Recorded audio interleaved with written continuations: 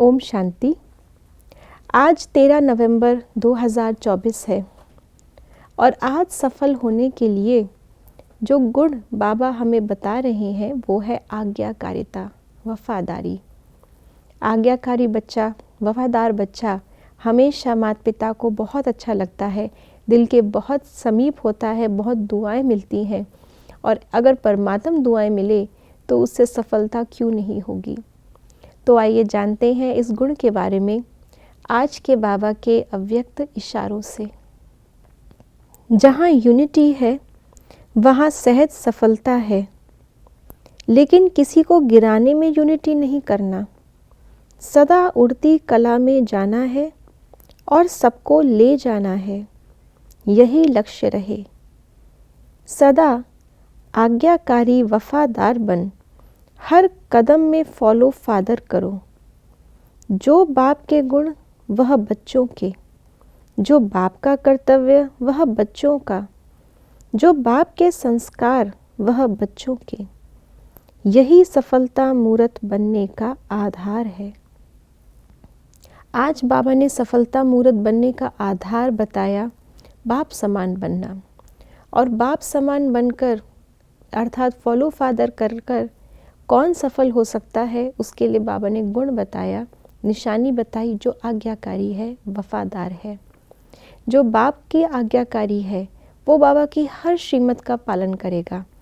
जो पूरा पूरा वफादार है वो हर फरमान में बाबा के साथ होगा, हर कर्तव्य में बाबा के साथ चलेगा। तो जब बाबा के साथ रहते हैं और बाबा की हर आज्ञा का पालन करते हैं तो पहली बात तो वो आज्ञा ही हमें श्रेष्ठ बनाने वाली है। वो ज्ञान, वो श्रीमत ही हमें सही कर्म करवाने वाली है। और जब हम करते हैं सही कर्म तो हमें बाबा की दुआएं भी मिलती हैं, क्योंकि आज्ञा मानी, वफादार रहे। और उस कर्म से, क्योंकि कर्म श्रेष्ठ होता है, तो उस कर्म से बहुतों की दुआएं मिलती हैं। और ऐसी आत्मा जब बाबा के और समीप जाती है तो उसको बाबा से जो प्राप्तियां होती है तो वो स्वयं की दुआएं भी प्राप्त करता है। तो बाबा की, सब आत्माओं की और स्वयं की दुआएं प्राप्त करने के लिए आज्ञाकारी और वफादार बनना है। और उसके लिए बाबा ने आज कहा कि हमें यूनिटी भी रखनी है साथ साथ। आज्ञाकारी वफादार अगर सारे बन जाएं, एक ही की आज्ञा माने, तो अपने आप यूनिटी हो ही जाएगी। यूनिटी क्यों नहीं होती? क्योंकि हम पूरे आज्ञाकारी नहीं हैं। अपनी अपनी मत भी साथ में चलाते हैं और वहाँ पे अंतर आता है, इसलिए यूनिटी टूटती है। लेकिन वैसे भी संगठन में यूनिटी में बल है। कुछ दिन पहले भी बाबा ने हमें यूनिटी के आधार पर सफलता कैसे मिलती है वो बताया था।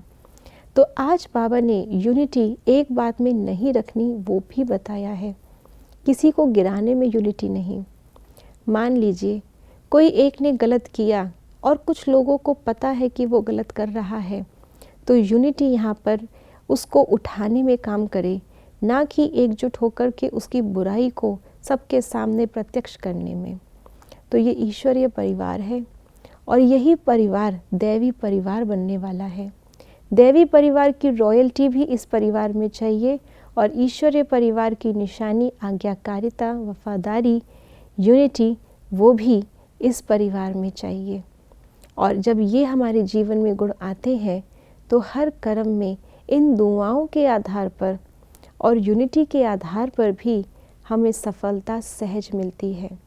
तो अगर हर कर्म में हमें सफल होना है तो बस बाबा की दुआएं, सर्व की दुआएं लेते चलें और उसका सहज साधन आज्ञाकारी बनते चलें। ओम शांति।